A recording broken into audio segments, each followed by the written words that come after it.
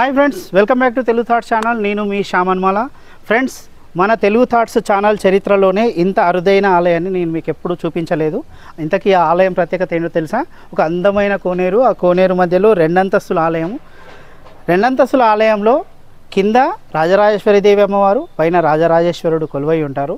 ఇక ఆలయం చుట్టూ కూడా ఎక్కడా లేని విధంగా 16 శైవక్షేత్రాలను ప్రతిబింబించే 16 శివలింగాలు ఉన్న ఆలయాలు. ఇక ఇంతటితో అయిపోలేదండి.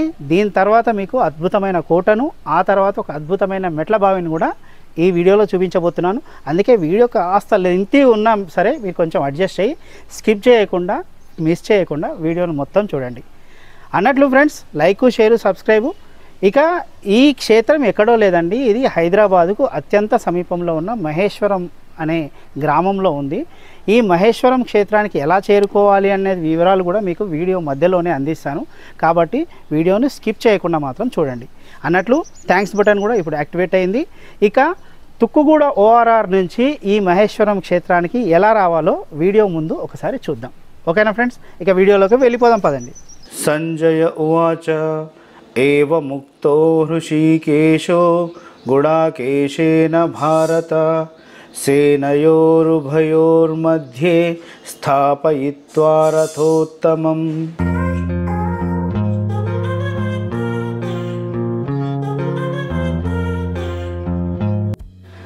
ఫ్రెండ్స్, హైదరాబాద్ నుంచి శ్రీశైలం హైవేపై తుక్కుగూడ వస్తుంది. ఇక్కడి ఔటర్ రింగ్ రోడ్ జంక్షన్ నుంచి శ్రీశైలం రోడ్లో కేవలం 3 కిలోమీటర్లు వెళ్తే కుడివైపు ఈ ఆర్చ్ కనిపిస్తుంది. ఆర్చ్ రోడ్లోకి వెళ్ళి ఇలాగే సుమారు 6 కిలోమీటర్లు వెళ్తే లెఫ్ట్ సైడ్ తెల్లని రంగులో ఆలయాల కాంప్లెక్స్ కనిపిస్తూనే ఉంటుంది. ఇదే ఆలయం. ఇదిగో మళ్ళీ ఇంకో ఆర్చ్ కనిపిస్తుంది చూడండి. లోపలికి వెళ్తే ఆలయ ప్రాంగణానికి చేరుకుంటాం. అన్నట్లు ఈ ఆలయానికి సంబంధించిన గూగుల్ మ్యాప్ లింక్ డిస్క్రిప్షన్లో ఇస్తున్నాను, చూడండి. ఇక బస్ రూట్లో ఇక్కడికి ఎలా రావాలో వీడియో మధ్యలో వివరిస్తాను, చూడండి. సుమారుగా భారతదేశంలో ఉన్న ప్రముఖ శైవ క్షేత్రాలన్నీ దర్శించిన పుణ్యం రావాలంటే ఈ క్షేత్రాన్ని దర్శిస్తే చాలండి. మరి అంత ప్రత్యేకత ఈ ఆలయంలో ఏముంది? ఇంకెందుకు ఆలస్యం, లోపలికి వెళ్దాం, ఆ విశేషాలన్నీ తెలుసుకుందాం రండి. చూడండి, ఆలయం ఎదురుగానే చాలా పెద్ద పార్కింగ్ ప్లేస్ ఉంది. చాలా కార్లు ఇక్కడ పార్క్ చేయొచ్చు. ఇక ఆలయానికి ఎడమవైపు ఒక కళ్యాణ మండపం కూడా ఉంది. ఆలయం ఎదురుగానే ఒక పెద్ద వృక్షం ఉంది చూడండి. ఇది కూడా చాలా ప్రత్యేకం, విశేషం కూడా. 3 వృక్షాలు, రావి, మేడి, వేప కలిసి ఉన్న వృక్షరాజం ఇది. భక్తులు తమ కోరికలు తీరేందుకు ఈ చెట్టుకు కొబ్బరికాయలు గుడ్డలో చుట్టి ముడుపులు కడుతుంటారు. ఇక ఈ చెట్టు కిందనే మధ్యలో శ్రీ వల్లి దేవసేన సమేతంగా సుబ్రహ్మణ్య స్వామి, అటు ఇటు నాగదేవతా విగ్రహాలు కూడా కనిపిస్తున్నాయి చూడండి. ఇక ఈ పక్కనే వినాయకుడి ఆలయం ఉంది. ముందు సంకష్టహర చతుర్థి సందర్భంగా హోమం నిర్వహించినట్లు కనిపిస్తోంది. వినాయకుడి దర్శనం అయిపోయిందిగా, ఇక ప్రధాన ఆలయంలోనికి వెళ్దాం పదండి.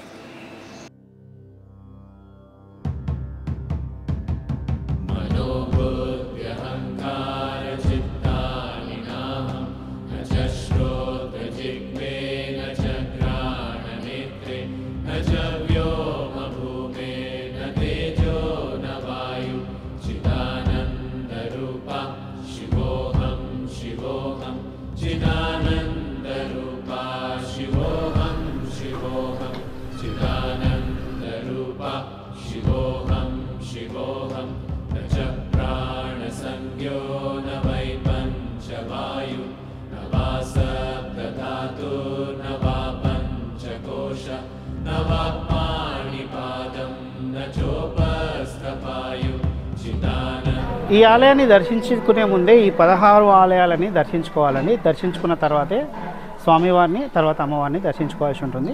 మనం ముందు ఈ 16 ఆలయాల్ని దర్శించుకుందాము. అయితే ఈ 16 ఆలయాలు ఎందుకు ఇలా అంటే ప్రపంచంలో ఎక్కడ కూడా ఇలాంటి ఆలయం లేదండి. చుట్టూ 16 ఆలయాలు. అయితే దీన్ని షోడశాంగ రౌద్రీకరణం అంటారండి. ఈ షోడశాంగ రౌద్రీకరణం గురించి చెప్పాలంటే మహాన్యాసపూర్వక రుద్రాభిషేకంలో ఏం చేస్తారంటే మహాన్యాసం, అంగన్యాసం చేస్తారు కదండి. అయితే ఇక్కడ ఇంకొక విషయము, ఎప్పుడైతే రుద్రాభిషేకం చేయాలి అంటే అర్హత రావాలండి. ఎవరు ఏ అర్హత అంటే దాన్ని రుద్రుడయ్యే అర్హత రావాలి. దానికోసం అంగన్యాసం చేస్తారండి. ఆ అంగన్యాసం చేస్తే తప్ప రుద్రాభిషేకం కానీ ఇదే చేసే అర్హత రాదట్లేదు. సో ఆ అంగన్యాస కరన్యాసాల్లో భాగంగా ఈ మహాన్యాసం అయిపోయిన తర్వాత దశాంగ రౌద్రీకరణం అనేది ఉంటుంది, ఆ తర్వాత షోడశాంగ రౌద్రీకరణం అని ఉంటుందండి. సో ఈ షోడశాంగ రౌద్రీకరణంలో భాగంగా 16 అంగాలు ఉంటాయండి. ఆ వాటికి గుర్తుగా ఇక్కడ చుట్టూ కూడా 16 ఆలయాలు ఉన్నాయండి. ఇది ఇక్కడ విశిష్టత. సో ఈ షోడశాంగ రౌద్రీకరణాన్ని గుర్తు చేసే ఈ 16 ఆలయాలని దర్శించుకుంటూ మనం ఆ ఆలయాలను ప్రత్యేకతను తెలుసుకుంటూ మనం దర్శించుకున్న తర్వాత స్వామివారిని అమ్మవారిని దర్శించుకుందాం.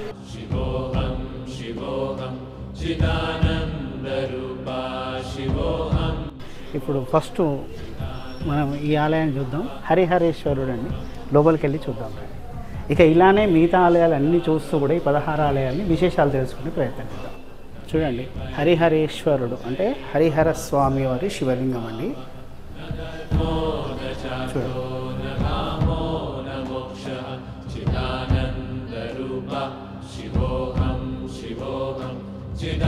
ఎంత అద్భుతంగా కనిపిస్తున్నాయంటే శివాలయాలు.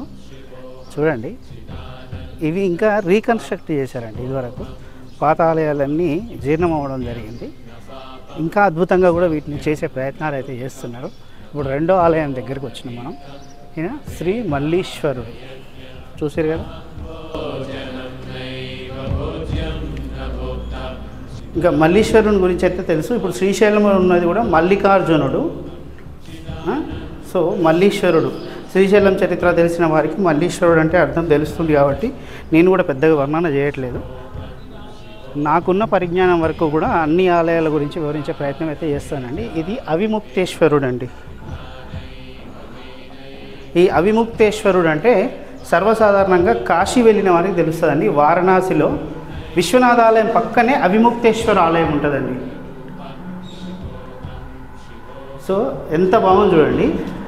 పానవట్టము చతురస్రాకారంలో ఉంది, చాలా అరుదుగా కనిపిస్తుంది చూడండి. చాలా పెద్ద శివలింగం.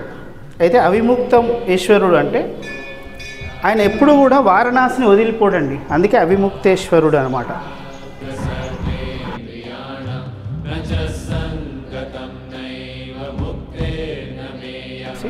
ఇక అఘోరేశ్వరుడు అండి.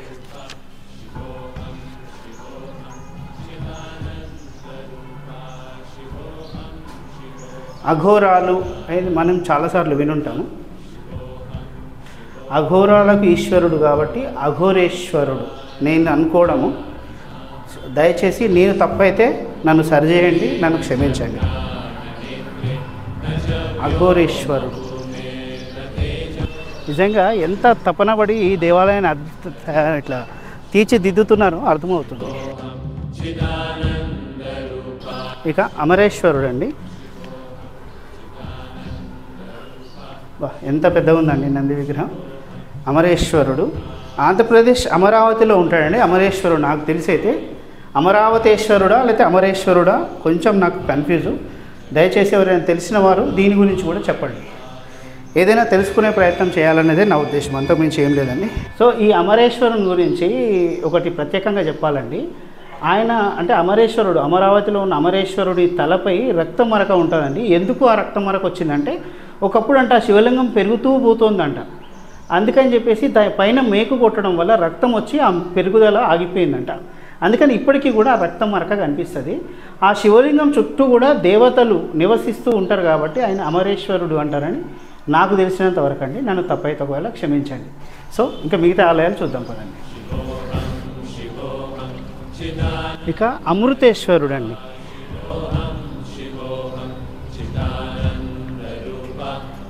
మృత్యువుకు అధిపతి, అదేవిధంగా మార్కండేయుని లాంటి పరమభక్తులకు చిరంజీవత్వం ఇచ్చిండండి. సో అమృతేశ్వరుడు అయ్యిండు.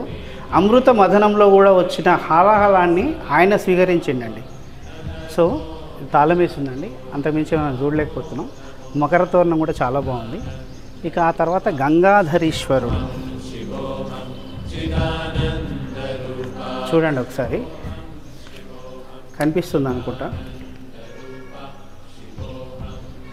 గంగాధరేశ్వరుడు.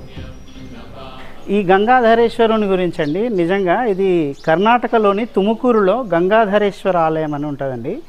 చాలా ప్రత్యేకమండి. ఎవరైనా సరే మీకు వీలైనప్పుడు కర్ణాటక సైడ్ వెళ్ళినప్పుడు, బెంగళూరు కూడా ఒక 15 to 60 కిలోమీటర్స్ దూరంలో ఉంటుంది. అక్కడ ప్రత్యేకత ఏంటంటే అండి, శివయ్య మహత్యము.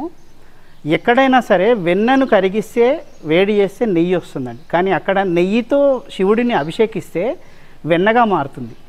అది ప్రత్యేకత అండి. ఆ శివయ్య మహత్యంలో ఇది కూడా ఒకటి. సో ఈ గంగాధరేశ్వరుడిని చూసినప్పుడు నాకు ఆ గంగాధరేశ్వరుడు గుర్తొచ్చిండు. మీరు కూడా వెళ్ళినప్పుడు తెలుసుకోండి. ఇక మిగతా ఆలయాలు చూద్దాం పదండి. సో ఇది చూస్తారు కదా, పురాతనమైన కట్టడం అండి. ఒకప్పుడు ఇలాగే ఉండేదన్నమాట. అటువైపు కూడా అలాగే ఉండేది, ఇది మాత్రం అలాగే ఉంచారు. దాన్ని తర్వాత పునరుద్ధరించారు, మనం చూస్తున్నాం కదా. ఇప్పుడు ఇక్కడ ఇష్టకామేశ్వరుడు అండి. ఈయననైతే దగ్గర నుంచి దర్శనం చేసే అదృష్టం కలిగింది. ఇష్టకామేశ్వరుడి ఆలయము నాకు తెలిసి ఎక్కడా లేదండి. ఇక్కడ నేను చూశాను, ఇంకా మాచర్లలో ఉందండి. ఆంధ్రప్రదేశ్లోని మాచర్లలో ఉంది. ప్రపంచంలో ఉన్న, అంటే ఇది కట్టక ముందు వరకు ఏకైక దేవాలయం ఇష్టకామేశ్వరుడు. అది ఆయనకు అభిషేకం చేసి ఏ కోరిక కోరినా తీరుస్తాడండి ఇష్టకామేశ్వరుడు. ఇక మనం గుంటూరులో ఇష్టకామేశ్వరి దేవి అమ్మవారికి సంబంధించిన వీడియో చేశాం. దానికి సంబంధించిన వీడియో లింకు ఇక్కడ ఐ లింక్లో డిస్క్రిప్షన్లో కూడా ఇస్తున్నాను. మీకు వీలైతే ఆ వీడియో కూడా చూడండి, చాలా బాగుంటుంది. ఇష్టకామేశ్వరి దేవి అమ్మవారు, ఇష్టకామేశ్వరుడు, ఇష్టకామేశ్వరి దేవి. అబ్బా ఎంత అద్భుతం అండి. శ్రీ ముక్తేశ్వరుడు అండి, మనం చూస్తున్నాం కదా.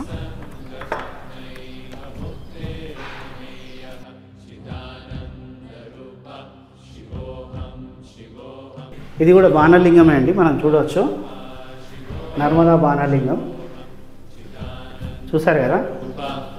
సో ముక్తేశ్వరుడు అంటే నాకు గుర్తొచ్చిన క్షేత్రం కాళేశ్వరం అండి. నిజానికి కాళేశ్వరం పూర్తి పేరు కాళేశ్వరం ముక్తేశ్వరం. కాళేశ్వరుడు అంటే ఎవరండి? యముడు అండి. మరి యముని పేరు ముక్తేశ్వరుని ముందుకు ఎందుకు వచ్చిందంటే, నిజానికి అది ముక్తేశ్వర క్షేత్రం. ఎందుకంటే అక్కడ శివుడు, ఒకప్పుడు శివయ్య ముక్తేశ్వరుడు అంటే ఎవ్వరు దర్శించినా సరే వాళ్ళకు ముక్తి ప్రసాదిస్తుండేవాడంట. దాంతో యమునికి పని లేకుండా పోయింది. ఎందుకంటే దర్శిస్తే చాలు ముక్తి వచ్చేస్తుంది. అప్పుడు ఆయన వచ్చి స్వామిని వేడుకున్నంట, నాకు పని లేకుండా పోతుంది, నాకు గుర్తింపు లేకుండా పోతుంది. అంటే ఆయన ఏమన్నాడంటే, నువ్వు నా పక్కన నువ్వు కూడా శివలింగం రూపంలో వచ్చేసేయంటే ఆయన కూడా కాళేశ్వరుని రూపంలో ఈ కాళేశ్వర క్షేత్రంలో శివుని పక్కనే, ముక్తేశ్వరుని పక్కనే ఉన్నాడనమాట. సో అయితే మరి ఈ ముక్తేశ్వరుడు కదా, మరి ముక్తి చెందాలి ఎట్లా అంటే, ఎవరైతే నిన్ను చూసిన తర్వాత నన్ను, అంటే కాళేశ్వరుని చూసి ముక్తేశ్వరుని చూస్తారో తప్పకుండా అప్పుడు మాత్రం మోక్షం వస్తుంది, వాళ్ళకి ముక్తి లభిస్తుంది అని చెప్పి వరం ఇచ్చారట. సో ఈసారి మీరు కాళేశ్వరం వెళ్ళినప్పుడు రెండింటిని కూడా, అంటే కాళేశ్వరుణ్ణి ముక్తేశ్వరుణ్ణి దర్శించుకునే ప్రయత్నం అయితే తప్పకుండా చేయండి, అప్పుడు కానీ ముక్తి లభిస్తుంది. ఈ కథను, నేను చెప్పిన ఈ పురాణ గాథను కూడా మీరు గుర్తు చేసుకునే ప్రయత్నం చేయండి, చాలా మంచిది. కాళహస్తీశ్వరుడు అండి, చూస్తున్నాం కదా. కాళహస్తీశ్వరుడు, కాళహస్తి క్షేత్రంలో ఉన్న కాళహస్తీశ్వరుడు వాయులింగం అండి. చాలా పొడుగ్గా ఉంటుంది, మీరు గుర్తు చేసుకొని ఉంటారు, నాకు తెలిసి చాలామంది చూస్తుంటారు, గుర్తు చేసుకోండి. అయితే శ్రీకాళహస్తీశ్వరుడు ఏంటి అంటే ప్రత్యేకత, శ్రీకాళహస్తిలో వాయులింగం అండి. ఆ వాయులింగం ముందు ఉన్న దీపము జ్యోతి ఉంటుంది కదా, రెపరెపలాడుతూ ఉంటుందండి. ఆ వాయులింగం నుంచి ఆ వాయువు వస్తుంది కాబట్టి అది ఈసారి మీరు పోయినప్పుడు చూసే ప్రయత్నం చేయండి, దాన్ని గుర్తించే ప్రయత్నం చేయండి. శ్రీకాళహస్తీశ్వరుని తర్వాత ఏకాంబరేశ్వరుడు అండి. ఏకాంబరేశ్వరుడు, సో ఈ ఏకాంబరేశ్వరుని చూసినప్పుడు అండి నాకు తమిళనాడు రాష్ట్రంలో కంచి క్షేత్రంలో ఉన్న ఏకాంబరేశ్వర ఆలయం గుర్తొచ్చిందండి. ఏకాంబరేశ్వరుడు అంటే మామిడి చెట్టు కింద ఉద్భవించిన స్వామి అండి ఏకాంబరేశ్వరుడు. అయితే ఆ మామిడి చెట్టు ప్రత్యేకత ఏంటంటే సుమారు 3500 ఏళ్ళ వయసున్న చెట్టు అండి ఆ మామిడి చెట్టు. అయితే ఇప్పటికీ కూడా ఆ చెట్టు కాండం కనిపిస్తుందండి. ఆ మధ్యలోనే మా మామిడి చెట్టు క్రమక్రమంగా క్షీణించింది అనమాట. ఆ చెట్టు ప్రత్యేకత ఏంటంటే ఆ చెట్టుకు 3 కొమ్మలు ఉన్నాయండి. ఆ 3 కొమ్మలకు 3 రకాల రుచులున్న మామిడి పండ్లు, మామిడికాయలు కాసేవండి. సో అంత ప్రత్యేకత అండి, అది స్వామివారి మహత్యం.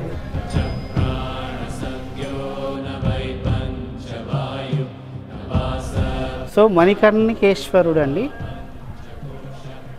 మణికర్ణికేశ్వర స్వామి. నాకైతే కాశీలో ఉన్న మణికర్ణిక ఘాట్ గుర్తొస్తుంది. అదేవిధంగా మణికర్ణికేశ్వరుడు కూడా కాశీలో ఒక వైపు ఉన్నాడని నాకైతే గుర్తండి. ఎవరైనా దయచేసి నన్ను కరెక్ట్ చేయండి. ఇక మహానందీశ్వర స్వామి అండి.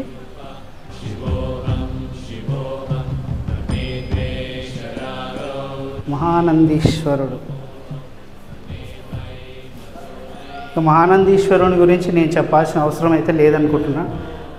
మహానంది క్షేత్రం ఉంది మనకు. ఇది కూడా బాణలింగమే అండి, నర్మదా నది నుంచి సేకరించిన బాణలింగమే నాకు తెలిసి.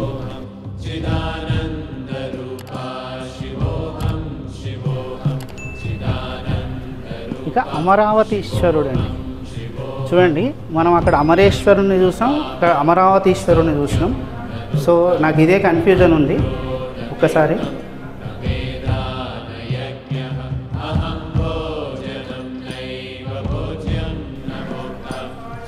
ఇంకా కాశీపతీశ్వరుడు. ఇంకా మనందరికీ తెలుసు వారణాసి, సాక్షాత్తు శ్రీ శంకరుల వారి నివాసం అండి వారణాసి. కాశీపతీశ్వర దేవాలయం. ఇంకా మంగళ గౌరీశ్వరుడు చూస్తున్నాం కదా, మంగళ గౌరీశ్వరుడు. వెనక అమ్మవారు కూడా కనిపిస్తున్నారు మనకు.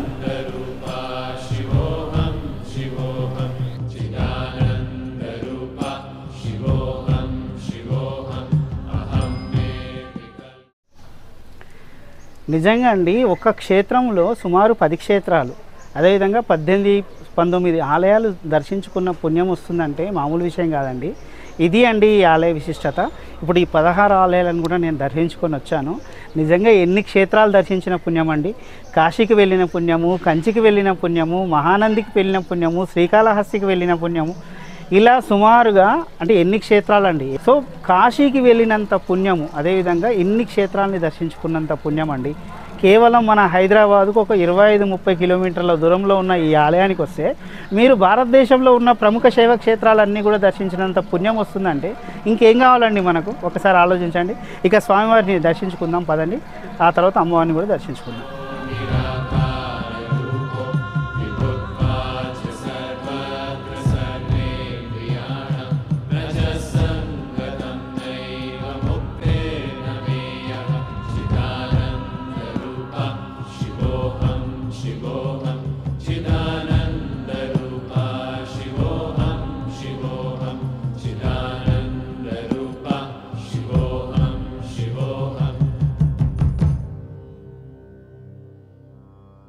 కాకతీయ గణపతులు నిర్మించినటువంటి దేవాలయము.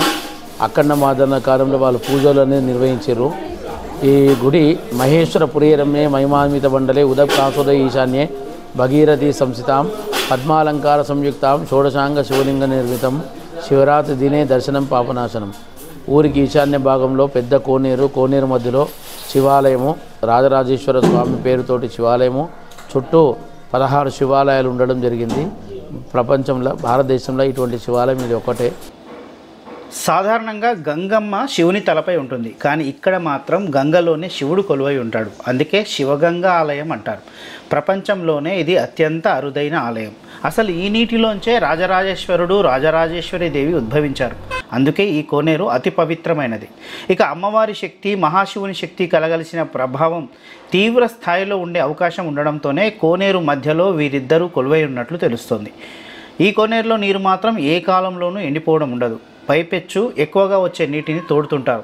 కోనేరులోంచి ఉద్భవించిన ఈ మూర్తులకు కాకతీయ రాజు గణపతి దేవుడు ఆలయాన్ని కట్టించినట్లు తెలుస్తోంది. ఆ తర్వాత ఆలయం శిథిలావస్థకు చేరడంతో 1678లో తానిషా దర్బార్లో మంత్రులుగా పనిచేసిన అక్కన్న మాదన్నలు ఈ ఆలయాన్ని పునర్నిర్మించినట్లు తెలుస్తోంది. ఆ తర్వాత వరుసగా ఆలయాలన్నింటినీ ధ్వంసం చేస్తూ వచ్చిన ఔరంగజేబు దాడిలో ఈ ఆలయం కూడా ధ్వంసమైంది. ఇక అప్పటి నుంచి ఆలయం ఎవరూ పట్టించుకోకుండా శిథిలావస్థలో అలా ఉండిపోయింది. తర్వాత మళ్ళీ 1980లో మహేశ్వరం గ్రామంలోని శివభక్తుడైన శంకర్ ఖాత్రి అనే హెడ్ మాస్టర్కు స్వామి కలలో కనిపించి తన ఆలయాన్ని పునరుద్ధరించమని కోరాడట. అలా ఆయన ఊరి పెద్ద మనుషులతో కలిసి కాశీ నుంచి శివలింగాలను తెచ్చి ప్రతిష్ఠించి ఆలయాన్ని పునరుద్ధరించడం ప్రారంభించాడు. క్రమంగా భక్తుల సంఖ్య పెరగడం, కోరిన కోరికలు తీర్చే స్వామిగా పేరుగాంచడం, దాతలు కూడా ముందుకు రావడంతో ఆలయం ఇప్పుడు కనిపిస్తున్నంత గొప్పగా తయారైంది. ఈ ఆలయాన్ని దర్శించుకున్న తర్వాత అమ్మవారి ఆలయం ఎక్కడ ఉందని మీరు కన్ఫ్యూజ్ కావద్దు. ఈ పక్కనే కిందికి ఉంది కదా, అంటే ఈ కోనేరు కిందికి ఉంది కదా, ఆ కింది వైపు వెళ్తేనే అమ్మవారి ఆలయాన్ని దర్శించుకోవచ్చు. మనం కూడా వెళ్దాం, చూద్దాం రండి. సో ఇంకా కూడా కన్స్ట్రక్షన్స్ అవుతున్నాయి ఇక్కడ, చూస్తున్నారు కదా. సో యజ్ఞాల వంటి కార్యక్రమాలన్నీ జరుగుతూ ఉంటాయి, చూస్తున్నారు కదా. ఎదురుగా అమ్మవారు కనిపిస్తున్నారండి.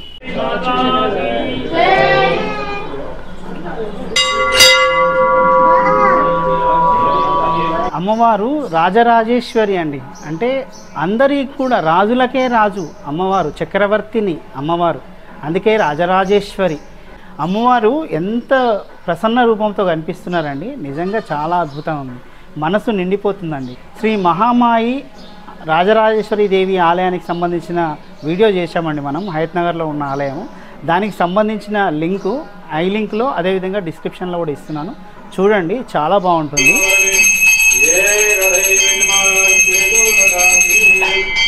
మంగళ నీరాజన దీపం దర్శయామి, నీరాజనంతర శుద్ధాచమనీయం సమర్పయామి, నమస్కరోమి.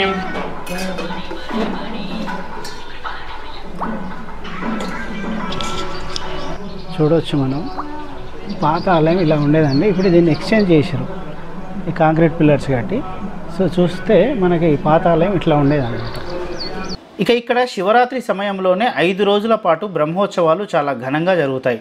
హైదరాబాద్ నుంచి, చుట్టుపక్కల జిల్లాల నుంచి, చుట్టుపక్కల రాష్ట్రాల నుంచి కూడా కొన్ని లక్షల మంది భక్తులు వస్తారు. ఆ సమయంలో, రాత్రి సమయంలో లైట్ల వెలుగులో ఆలయం అద్భుతంగా మెరిసిపోతుంది. ముఖ్యంగా ఇక్కడ శివరాత్రి వేడుకలు చాలా గొప్పగా జరుగుతాయి, చాలా అంగరంగ వైభవంగా జరుగుతాయి. సుమారుగా 1.5 నుండి 2 లక్షల మంది భక్తులు వస్తారు. మరుసటి రోజు శివ కళ్యాణం కూడా అవుతుంది. కళ్యాణానికి కూడా రాత్రి చాలా పెద్ద జాతర, మరియు ఒక 20-25 వేల మంది కళ్యాణానికి మొత్తం మొదటి నుండి చివరి వరకు ఉండి దేవుడు ఆశీస్సులు తీసుకుంటారు. వచ్చే ఈ యొక్క శివరాత్రి వేడుకలు కూడా మరి అన్ని అరేంజ్మెంట్స్ అన్నీ కూడా చాలా మంచిగా చూసుకోవాలి. ఎందుకంటే జనాల రద్దీ చాలా ఎక్కువ ఉంటుంది కాబట్టి వారికి కావాల్సిన సదుపాయాలన్నీ, ముఖ్యంగా ఇక్కడ వాటర్ ఫెసిలిటీ కానీ, టాయిలెట్స్ ఫెసిలిటీ, మళ్ళా పోలీస్ అందరికీ కూడా చెప్పి మరి రక్షణ భద్రత అంతా కూడా ఇంపార్టెంట్ కాబట్టి ముందు కూడా మేము అధికారులందరితో కూడా మీటింగ్ పెడతాము ఒక 10 రోజుల ముందు ఈ యొక్క గుడిలో శివరాత్రి వేడుకల గురించి. ఎందుకంటే అంతమంది జనం వచ్చినప్పుడు అన్నీ కూడా ఏర్పాట్లు సరిగ్గా ఉండాలి, ఎక్కడేమి ఇబ్బందులు రాకూడదు. ఈ శివగంగ ఆలయము ఎంతో ప్రసిద్ధిగాంచింది. మరి భక్తులు ఏ కోరిక కోరినా వెంటనే తీర్చగల ఎంతో మహిమున్న పరమేశ్వరుడు. ఈ సంవత్సరము బ్రహ్మోత్సవాలకు, శివరాత్రి సందర్భం బ్రహ్మోత్సవాలకు ఇక్కడ అన్ని భక్తులకు ఎలాంటి అసౌకర్యం కలగకుండా నీరు కానీ, వైద్యం కానీ, పోలీస్ ప్రొటెక్షన్ కానీ ఏ ఇబ్బంది లేకుండా అన్నీ పర్యవేక్షిస్తున్నాము ఈవో గారి సమక్షంలో. ఫ్రెండ్స్, ఆలయానికి వెనక వైపు ఈ కోనేరులో, అంటే ఆలయం తూర్పు వైపు స్వామి చూస్తుంటాడు, స్వామి వారికి వాయువ్యం వైపు అండి ఇక్కడ ఈ మూలకు ఒక సొరంగం ఉందండి. మనకి ఇప్పుడు నీళ్ళు ఉన్నాయి కాబట్టి కనపడట్లేదు, మీకు లోపల తెల్లని బండ కనిపిస్తుంది అనుకుంటా. నేను కూడా మీకు స్పష్టంగా చూపించే ప్రయత్నం చేస్తా. ఇక్కడి నుంచి గోల్కొండ కోట వరకు కూడా ఒక సొరంగం ఉందండి. ఈ అక్కన్న మాదన్నలు, ఏది తానీషా కాలంలో అక్కన్న మాదన్నలు నిర్మించిన ఆలయం కాబట్టి ఆ సొరంగం ఉంది అనడానికి కూడా, ఎందుకంటే దీనికి సంబంధించిన ఆధారాలు కూడా ఉన్నాయి. చాలా పెద్దగా ఉండేదటండి సొరంగము. సుమారుగా ఈ నీరు ప్రవాహం కూడా గోల్కొండ కోట వరకు వెళ్ళేంత సొరంగం ఉందంటండి, చాలా పెద్ద ప్రవాహం వెళ్ళే తిరిగా. సో ఆ సొరంగం ఉంది అని అయితే తెలుస్తుందండి. మార్నింగ్ 9 గంటలు వచ్చి దర్శనం చేసుకుంటే ఇక ప్రశాంతం అనేది ఈ గుడి నుంచే మొదలు, డే స్టార్ట్ అవుతుంది. అన్ని విధాలుగా ఈ టెంపుల్ని చూసుకుంటే ఈ చుట్టుపక్కల మహేశ్వరంలో ఎక్కడ లేని విధంగా మన మహేశ్వరం మండలంలోనే ఈ temple is the best temple. ఇంకొకటి మనకి ఈ టెంపుల్ గురించి చెప్పాలంటే పూజారి వీరేశం పంతులు గారు మనకి ఎప్పుడు కావాలన్నా అభిషేకం చేయి అని చెప్తారు. అది చాలా బాగుంటుంది. పంతులు కూడా చాలా బాగుంటారు. వాళ్ళు చేసే బిహేవియర్ మనతో, వాళ్ళు రెస్పాండ్ అయ్యే విధానం, ఇట్స్ గుడ్. ఇక ఫ్రెండ్స్, ట్రాన్స్పోర్ట్ విషయానికి వస్తే దాదాపుగా సిటీలోని అన్ని ప్రాంతాల వారికి కూడా ఈ మహేశ్వరం గురించి అయితే తెలుసని నేను అనుకుంటున్నా. ముఖ్యంగా చార్మినార్ నుంచి కోటి నుంచి ఈ మహేశ్వరానికి డైరెక్ట్గా బస్సులు ఉన్నాయి. ఇక మహేశ్వరం క్రాస్ రోడ్డు వద్ద కూడా దిగి, అంటే మీరు డిస్ట్రిక్ట్ బస్సులు ఏవైనా సరే మీరు శ్రీశైలం వైపు వెళ్ళే బస్సులు ఎక్కితే మీరు మహేశ్వరం క్రాస్ రోడ్ దగ్గర దిగి అక్కడి నుంచి మీరు ఆటో కానీ ఇంకేదైనా ఇతర వాహనం కానీ పట్టుకొని మీరు రావచ్చు. ఇక ఇది సికింద్రాబాద్ రైల్వే స్టేషన్ నుంచి 40 కిలోమీటర్ల దూరంలో ఉంది. ఎంజీబీఎస్ బస్ స్టాండ్ నుంచి 30 కిలోమీటర్ల దూరంలో ఉంది. ఇక తుక్కుగూడ ఓఆర్ఆర్ ఉంది కదా, తుక్కుగూడ బస్ స్టాండ్ నుంచి 10 కిలోమీటర్ల దూరం ఉంది. ఇక ఎయిర్పోర్ట్ ఉంది కదా, శంషాబాద్ ఇంటర్నేషనల్ ఎయిర్పోర్ట్ సరిగ్గా 20 కిలోమీటర్ల దూరంలో ఈ క్షేత్రం ఉంది. ఇది ఈ క్షేత్రం విశేషాలు అన్నట్లు ఫ్రెండ్స్. థ్యాంక్స్ బటన్ ఇప్పుడు యాక్టివేట్ అయింది. దాన్ని ఎవరైనా మీరు మద్దతు ఇవ్వాలనుకున్నవారు ఆర్థికంగా మీరు ఆ థ్యాంక్స్ బటన్ ఉపయోగించి నాకు ఇవ్వచ్చు. ఈ విషయం గుర్తుపెట్టుకోండి. లైక్, షేర్, సబ్స్క్రైబ్ ఈ 3 మాత్రం మర్చిపోకండి.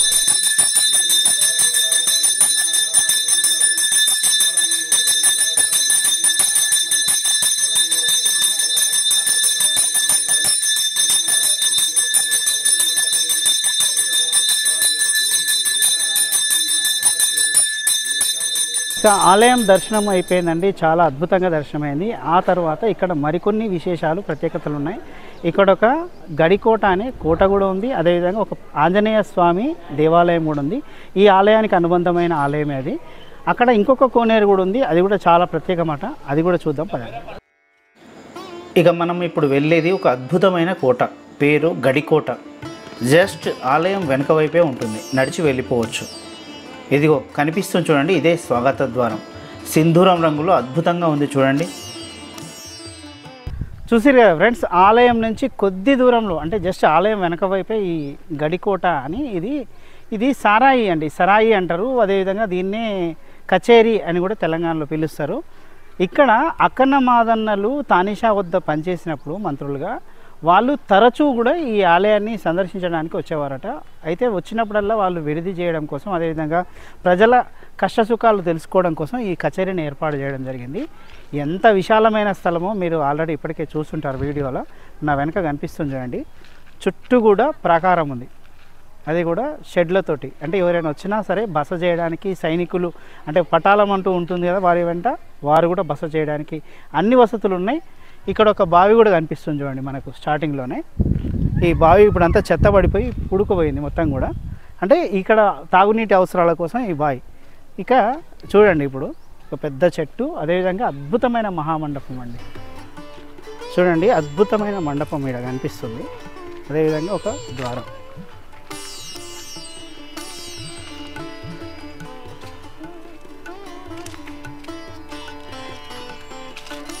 ఇది కచేరీ అండి, చూడండి. ఇది కూడా ఎంత అద్భుతమైన కన్స్ట్రక్షన్ ఇది. ఆహాహా.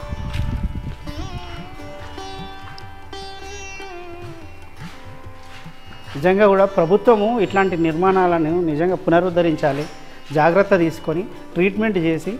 ఇది టూరిజం స్పాట్ అవుతుంది నిజంగా కూడా. ఆహాహా.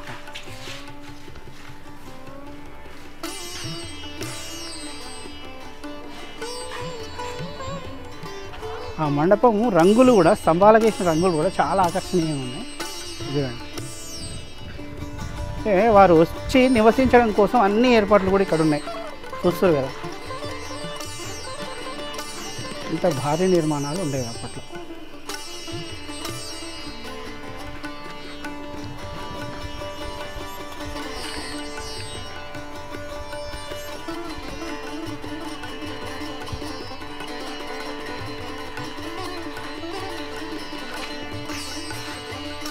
చూడండి ఇప్పుడు ఈ మండపం కూడా ఎంత అద్భుతంగా ఉందో. ఈ పక్కనే స్కూల్ ఉందండి, పిల్లలు కూడా ఇక్కడికి వచ్చి తరచుగా ఆడుతూ ఉంటారు.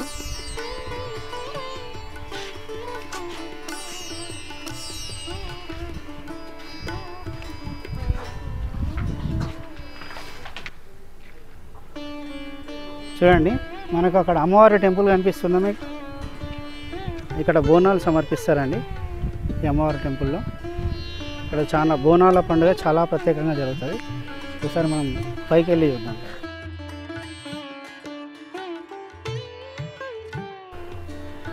సో ఈ పైన కూడా నిర్మాణాలు ఉన్నట్లుంది, ఇప్పుడు మాత్రం శిథిలావస్థకు చేరిపోయినాయి. చూసిరు కదా, ఇప్పుడు మనకు అక్కడ ఆలయం కనిపిస్తుంది. ఆ తర్వాత ఇక్కడ మెయిన్ ఎంట్రన్స్ లోపలికి వస్తే మండపము. ఇప్పుడు మనం ఆ కన్స్ట్రక్షన్ మీద ఉన్నాము, ఏదైతే కచేరీ ఉందో ఈ చుట్టూ కూడా చూడండి. ఇక్కడ నుంచి మహేశ్వరం మొత్తం కూడా కనిపిస్తుంది మనకు. ఈ గడికోట పక్కనే అండి ఇప్పుడు స్కూల్ రన్ అవుతుంది అందులో. అది కూడా సేమ్ ఇలాగే ఉండేది ఒకప్పుడు. మనకు దూరంగా కోట కూడా కనిపిస్తుంది చూడండి. సో ఈ గడికోట లాగానే అక్కడ కూడా అనమాట. అక్కడ కూడా ఒక ఆలయం, ఒక మసీదు ఉండేవట. అయితే ఇప్పుడు దీన్ని ఒక పర్యాటక ప్రదేశంగా మాత్రం మార్చొచ్చు. చాలా అద్భుతంగా ఉంది. మనకు వెనక ఆలయం కనిపిస్తుంది, అదేవిధంగా ఈ గడికోట కూడా కనిపిస్తుంది. ఇది కూడా చూసేసినాం మనం. కరెక్ట్గా దానికి ఆపోజిట్లోనే మనకి ఇక్కడ టెంపుల్ కనిపిస్తుందండి. ఇది ఆంజనేయ స్వామి ఆలయం, అదేవిధంగా కోదండరామాలయం. అయితే ఇక్కడ చాలా విశేషం ఉందండి. నేనైతే చూసి ఆశ్చర్యపోయాను, మీకు కూడా చూపించాలి. అది చూడండి. ఇప్పుడు ఈ ఆలయాల పక్కనే ఈ రోడ్డు ఉంది కదా, ఈ రోడ్లోకి వెళ్ళాలి.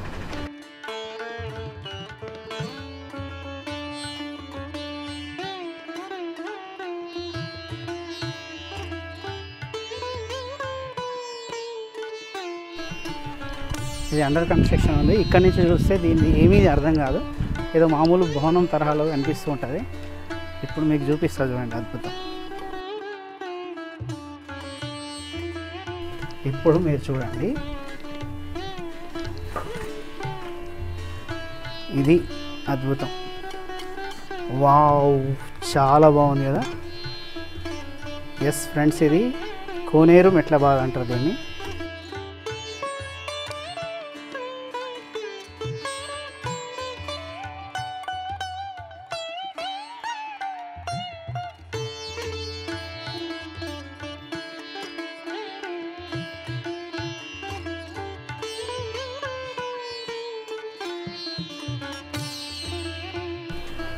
చూసారు.